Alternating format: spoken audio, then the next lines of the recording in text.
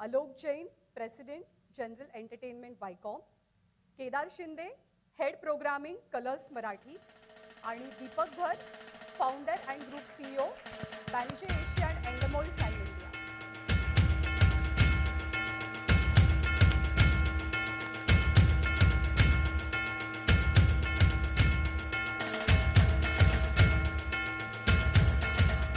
आपल्याला संवाद साधायचाच आहे, आपल्याला बोलायचं एकमेकांशी, पण त्याआधी तुम्हा सर्वांचे एकत्र फोटोज मीडियाला हवे आहेत. सो मी रिक्वेस्ट करते मीडिया.